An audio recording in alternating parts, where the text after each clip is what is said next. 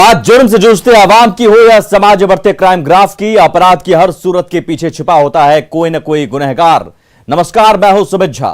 तफ्तीश की राह में आने वाली हर कड़ी सुराग बनकर पहुंचाती है गुनहगारों को सलाखों के पीछे।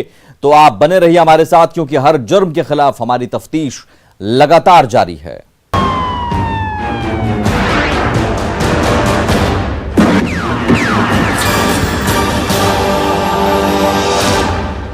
कल तक जिसे वो भैया भैया कहकर पुकारता था, उसी भैया ने अपने दो छोटे भाइयों की सांसें छीन ली।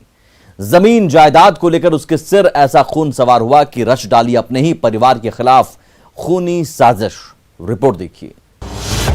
सौतेले भाइयों का खूनी खेल।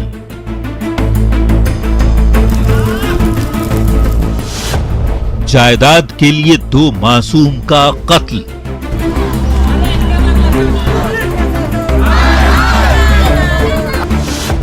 पहले किडनैपिंग, फिर मर्डर।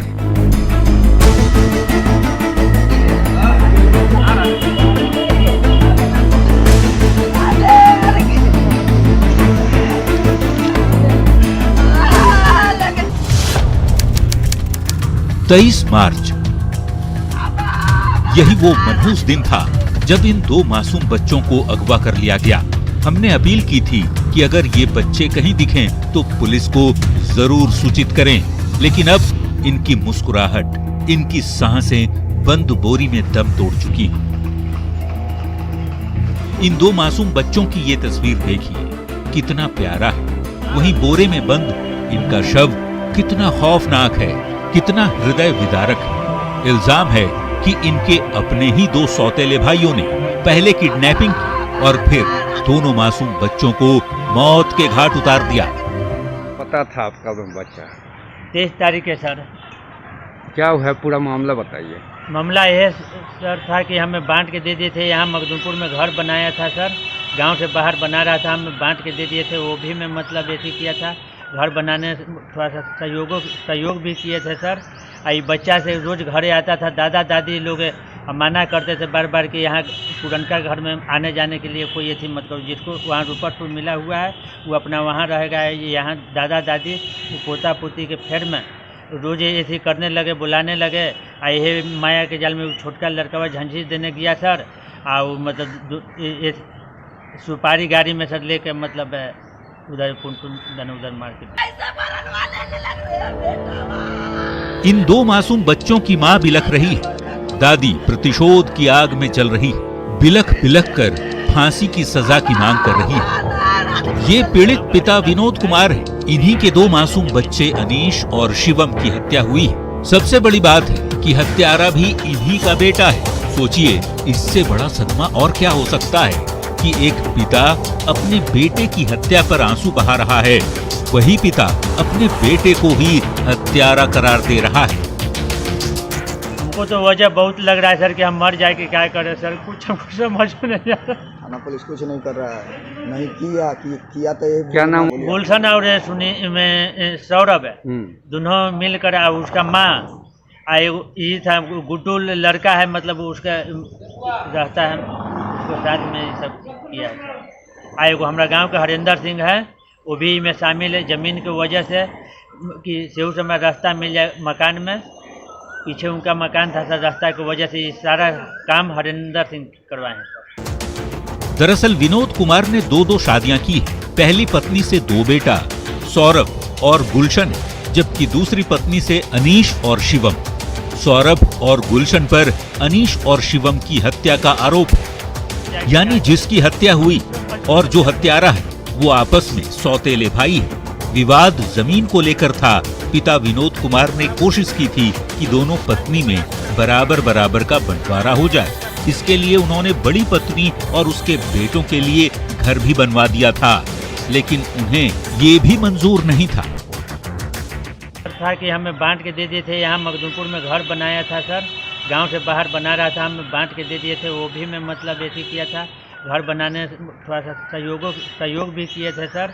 आई बच्चा से रोज़ घरे आता था, दादा दादी लोग मना करते थे बार बार कि यहाँ पुरनका घर में आने जाने के लिए कोई ऐसी मतलब जिसको वहाँ रुपट मिला हुआ है वो अपना वहाँ रहेगा।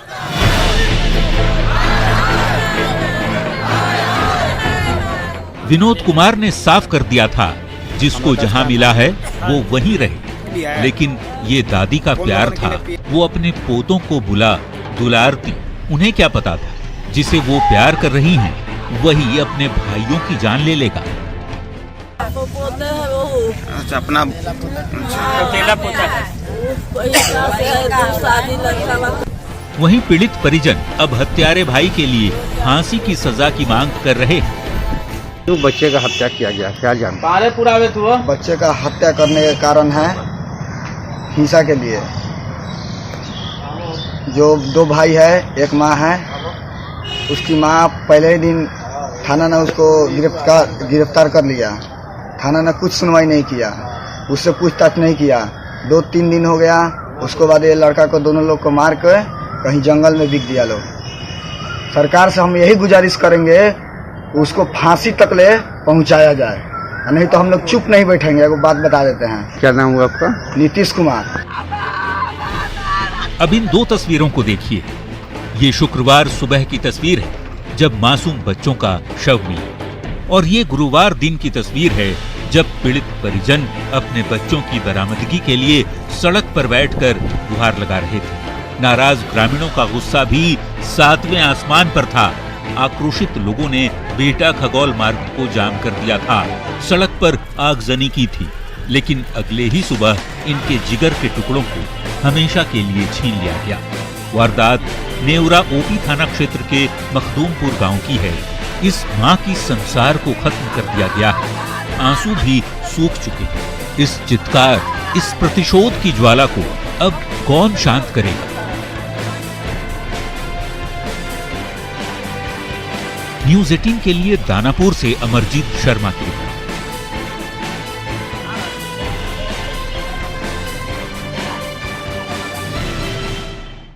बेगूसराय के इब्राहिमपुर टोला में 12 डकैतों ने कहर ढाया है। एक रिटायर्ड शिक्षक के घर में घुसकर लूट की वारदात को अंजाम दिया है। डकैतों ने घर के सदस्यों को बंधक बनाकर लूटपाट की। इस दौरान लुटेरों ने घर के मालिक पर भी फायरिंग की, लेकिन वो बाल बाल बच गए। बेखौफ डकैतों का कोहराम, हथियार की नोक पर लूटपाट। बेगूसराय के 12 लुटेरों का कहर। इस बिखरे हुए घर में पूरी रात डकैती हुई है। डकैतों ने घर के हर एक कीमती सामान पर हाथ साफ कर दिया। ये तस्वीरें तस्दीक करती है कि कैसे पूरी रात डकैतों ने कोहराम मचाया। तस्वीरें बेगूसराय के इब्राहिमपुर टोला की है, जहां एक रिटायर्ड शिक्षक के घर को कुछ लुटेरों ने अपना निशाना बनाया। इस घर में कुछ ही दिनों में शादी की सहनाई बजने वाली थी, लेकिन देखिए अब पूरा परिवार कैसे लहूलुहान है। 12 की संख्या में आए डकैतों ने करीब 5 लाख रुपए नगद और 400 ग्राम से ज्यादा सोने लूट लिए। पीड़ित परिवार ने बताया कि नगद शादी के लिए रखा गया था। लगभग 5 लाख रुपया ले गया है। 50 भर जेवर, 3 गो पुतू थी, सबसे मारपीट के सबका जेवर ले लिया है। 12 की संख्या में था। रात में आया, घर के ऊपर घुस गया, सबको हथियार सटा के मारपीट किया। बच्चा गला काटने लगा, उससे उसकी माँ का जेवर सब ले लिया। फिर चाबी लेके नीचे में 4.5 लाख रुपया तिलक देने के लिए रखा हुआ था, वो ले लिया। 23,000 मेरे पर्स में था, वो ले लिया। उसके बाद सबको मारपीट करके सीसीटीवी फुटेज सब काट दिया, तार काट दिया, एलसीडी खोल लिया। यही सब किया। हथियारों से लैस बदमाशों ने करीब 2 घंटे तक परिवार को बंधक बनाए रखा। विरोध करने पर डकैतों ने परिवार के लोगों के साथ मारपीट भी की। इतना ही नहीं, डकैतों ने फिर से आने की धमकी भी दी। कहा 3 दिन बाद आए, फिर हिसाब लूंगा। पीड़ित परिवार कुछ समझ नहीं पा रहा था। डकैतों ने परिवार के सभी बच्चों का नाम पता भी पूछा और फिर मोबाइल में रिकॉर्ड कर लिया। घुस के सबको हथियार दिखा के क्रिकेट खेलने वाला बैट से सबके साथ मारपीट किया। बैट से, हथियार से गोली चलाया। सामान सब लूट लिया, जेवर सब ले लिया, पैसा ले लिया। उसके बाद उसका सबका वीडियो बनाया, धमकी दिया कि प्रशासन के पास जाएगा तो फिर हम 3 दिन के बाद आएंगे, फिर हम तुम लोग से हिसाब लेंगे। जितने बच्चे लोग हैं सबका स्कूल कॉलेज का पता रिकॉर्डिंग किया मोबाइल से। कि तुम कहाँ पढ़ती हो, तू कहाँ पढ़ता है, सबसे पूछ पूछ के रिकॉर्ड किया है मोबाइल में।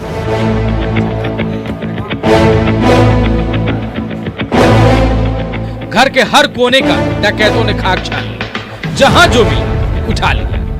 डकैतों की नजर इन फर्नीचर पर भी थी, जिसे शादी के लिए पीड़ित परिवार ने बनवाया है। सोचिए कितने इत्मीनान से डकैतों ने वारदात को अंजाम दिया। डकैतों को मानो किसी का खौफ नहीं था। रात 2:10 तक वो कहर बरपाते रहे। गोली चला दिया, विरोध किए तो गोली बच गए, गोली नहीं लगा, दीवार में लग गया, जाके बुरी तरह बर्बाद करके जितना था सब लूटपाट के गया। प्रशासन जब आया है तब भागा है उन लोग। 2:10 पे प्रशासन आया है तब सब कुछ के भागा। वो तो शुक्र है कि इस बच्ची ने किसी तरह से अपने एक रिश्तेदार को फोन कर दिया, जिसके बाद रिश्तेदार ने पुलिस को सूचना दी। तब जाकर मौके पर पुलिस पहुंची। पुलिस के पहुंचने पर सभी डकैत फरार हो। अंकल को फोन किए कि बचा लीजिए, चारों बगल से घेर लिया है। आप मतलब थाना को कॉल कर रहे हैं, जितना पूछ रहा है ना, मेरा दिमाग काम नहीं कर रहा है। आप कॉल कीजिए, सबको एड्रेस दीजिए और वो आएगा और हम लोग को बचा के ले जाएगा। तो फिर अंकल ने नेट पर से नंबर लिया और सबको कॉल किया, तो थाना यहाँ पे आए। बंदूक सब सटा के, चाकू, अंकल को पूछिए, शीशा सब चीज लगा के उसके बाद सबको धमकाए हुए था। फायरिंग किया 3-4, शूट करने का धमकी दिया। उसके बाद सारा जेवर पैसा। पीड़ित परिवार के इस युवक के साथ भी मारपीट की गई। सिर पर चोट के निशान इसकी तस्दीक करता है। करीब 12:30 बजे आया, पीछे के रास्ते से घर में घुस गया। उसके बाद घुसने के बाद वो घर में इधर उधर तोड़फोड़ करने लगा। उसके बाद मारपीट करने लगा। कैश करीब 4,73,000 रुपया वो कैश ले लिया। 40-50 भर जेवर वो ले लिया। लूट के मारने की धमकी दिया। बोला नहीं देगा तो मार देंगे। 3 दिन बाद फिर आए। बोला 3 दिन बाद फिर हम आएंगे। पुलिस को खबर करेगा, फिर देख लेना क्या करेंगे। बेगूसराय के बेखौफ लुटेरों ने 3 दिन बाद फिर से आने की धमकी दी है, जो कि पुलिस के लिए किसी चुनौती से कम नहीं है। वहीं पीड़ित परिवार अभी भी दहशत से बाहर नहीं निकल पा रहे। बेगूसराय से संवाददाता संतोष कुमार की रिपोर्ट, न्यूज़ 18।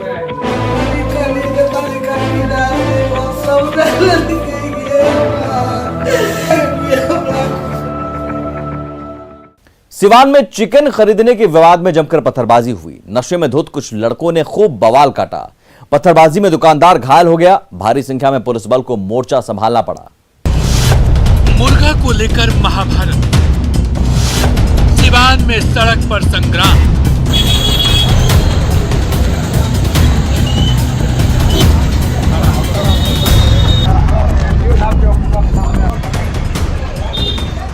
पत्थर और लाठीबाजी की ये तस्वीरें सिवान की हैं। देखिए कैसे कुछ लड़कों ने पूरी सड़क को हाईजैक कर दिया है। हर कोई डरा सहमा हुआ है। गाड़ियों की रफ्तार थम चुकी है, लेकिन ये लड़के मानने को तैयार नहीं है। लाठी भाज रहे हैं, पत्थरबाजी हो रही है। दरअसल सड़क पर संग्राम की ये तस्वीरें सिवान की हैं, जहां मुर्गा लेने को लेकर विवाद हो गया। कुछ लोग चिकन शॉप पर मुर्गा लेने आए थे। मुर्गा लेने के बाद पैसे नहीं दिए, जिसके बाद कहासुनी हुई। इल्जाम है कि चिकन लेने वाला शराब के नशे में था। कहासुनी के बाद उसने कुछ लोगों को बुला लिया और फिर जो गदर काटा वो इन तस्वीरों में आप देख सकते हैं। मुर्गा लिया है लोग, मुर्गा लेकर सब पी खाकर आया था लोग। और उसके बाद पैसा मांगा तो लोग पैसा नहीं दे रहा था। लोग लड़ाई किया लोग। बाकी उधर से आया लोग 100 के संख्या में था लोग। एक संजय बात और फिर क्या हुआ? अरे पहले आप रुकिए नहीं। आया लोग पूरा तोड़ फोड़ किया लोग। गल्ला में जितना पैसा था 15-20 हजार रुपया था। कल का भी चलान आएगा भी था। सब लेके लूटपाट कर लेके चला गया लोग। आपके सामने सारा चीज। मामला क्या था? किस लिए झगड़ा हुआ? चिकन लेने लिए। चिकन ले लिया, उसके बाद पैसा नहीं दे रहा है। ये बोला कि नहीं पैसा दो, और पी कर आकर लड़ाई शुरू कर दिया। उसके बाद घर गया, घर से पूरा लेके आया और आज ये सब। घटना महादेवा ओपी थाना क्षेत्र मालवीय चौक की है। पत्थरबाजी की खबर तेजी से फैली। बढ़ते बवाल को देख भारी संख्या में पुलिस बल की तैनाती कर दी गई। एसडीएम ने भी बताया कि पत्थरबाजी हुई है।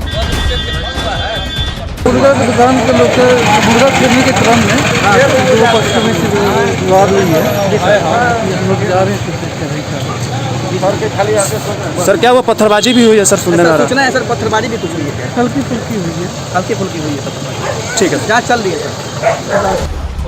अभी तक इस मामले में किसी की गिरफ्तारी नहीं हुई, लेकिन बड़ा सवाल है कि बीच सड़क पर इतना सब कुछ होता रहा और कोई पकड़ा नहीं गया। क्या बदमाशों को बचाया जा रहा है? सिवान से न्यूज 18 के लिए मृत्युंजय की रिपोर्ट।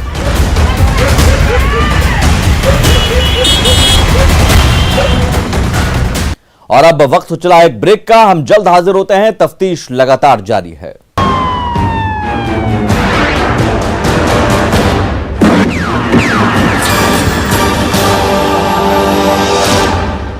बेगूसराय में कोरोना की आड़ में एक महादलित महिला के कत्ल का मामला सामने आया है, जिसके बाद पूरे इलाके में सनसनी फैल गई।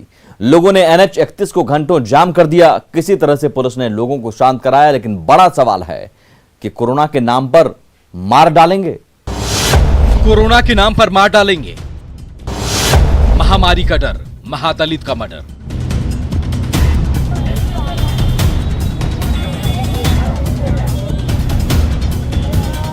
साल भर बाद एक बार फिर कोरोना महामारी का डर लौट आया है। कोरोना ने क्या कुछ नहीं दिखाया, लेकिन बेगूसराय की जो तस्वीर सामने आई है हैरान करने वाली है। आरोप है कि कोरोना के डर की वजह से एक महिला की पीट कर हत्या कर दी गई। आरोप है कि कूड़ा चुनने वाली महादलित समाज की महिला की पिटाई से मौत हुई है। मृतक महिला के परिजनों का आरोप है कि रामपरी देवी को ठेला से इलाज के लिए अस्पताल ले जा रहे थे, तभी पार्षद ने उस रास्ते से जाने से यह कहकर मना कर दिया कि कोरोना फैल जाएगा। उसके बाद महिला को ठेला से फेंक दिया गया, जिससे महिला की मौत हो गई। माले लगले उठाई दिल के पटिया लगले, हमने के संगल थाना क्या था, मैं दिल का है थाना वाला बंद करके आल मारे लगे चुत्ता लग पर लाठी ये लाठी दिल के देपल तोरा हाथ दिल के कला कोरोना वायरस फैल गए इधर को नहीं जाए हां तब बोली का पूरा के दिन दर के कला पर से कलियो बाबू भाई आ जाए डॉक्टर के पूरी के लिए कते तोरबा चित्रस्ता से जाए कला सुधार को पूरी आप देख दर 7 बजे कहानी 7-8 बजे जी दम तो जी मैं। घटना बेगूसराय सदर प्रखंड के सिंघौल थाना क्षेत्र के वार्ड नंबर 2 की है।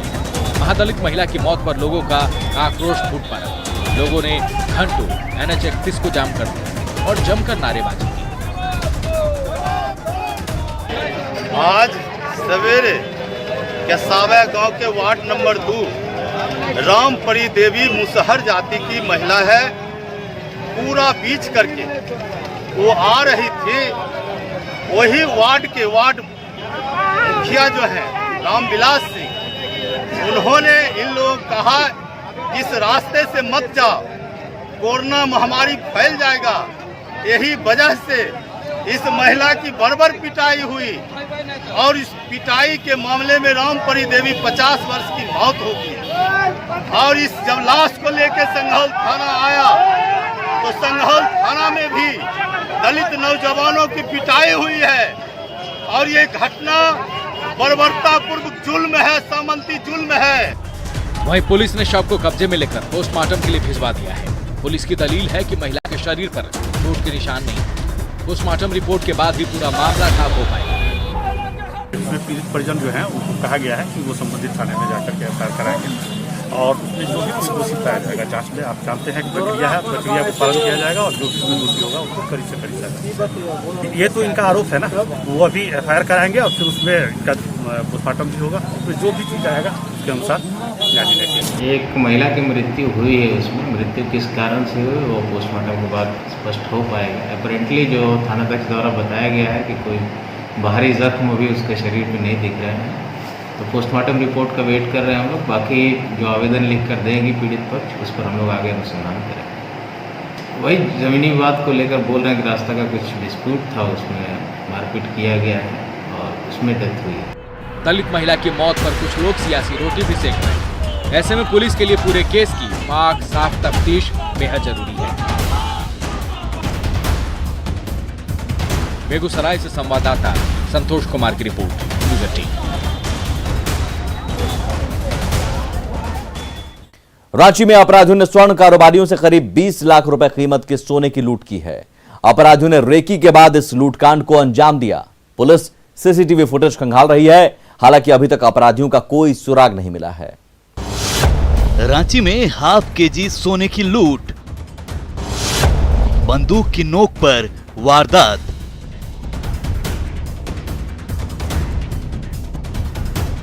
रांची में बंदूक की नोक पर बड़ी वारदात को अंजाम दिया गया है। लुटेरों ने स्वर्ण कारोबारी से करीब 20 लाख रुपए कीमत के सोने की लूट की है, जिसके बाद सीसीटीवी फुटेज से पुलिस लुटेरों का सुराग तलाश रही है।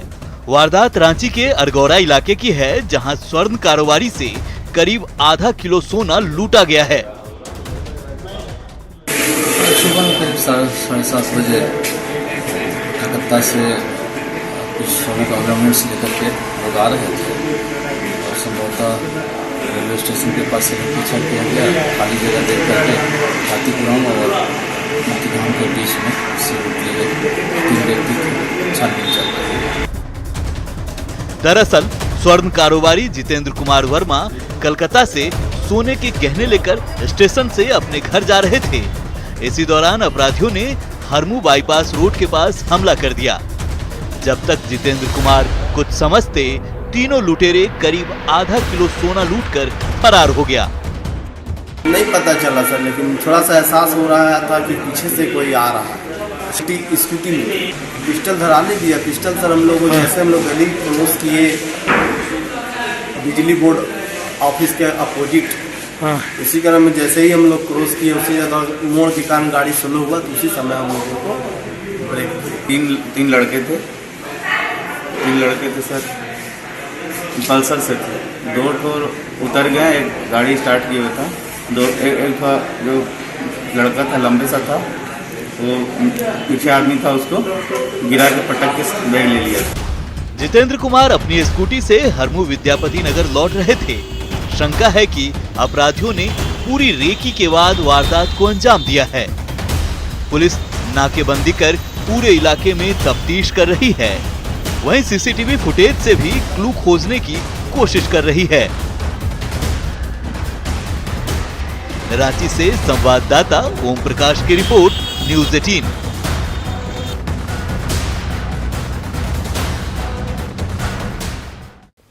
अपराधी चाहे लाख शातिर हो, तफ्तीश की दिशा अगर सही है तो बच नहीं सकता कोई गुनहगार सलाखों के पीछे जाने से। तो पुलिस चाहे सोई हो, मुजरिम चाहे कोई हो, आप बने रहें हमारे साथ, क्योंकि हर जुर्म के खिलाफ हमारी तफ्तीश लगातार जारी है। नमस्कार।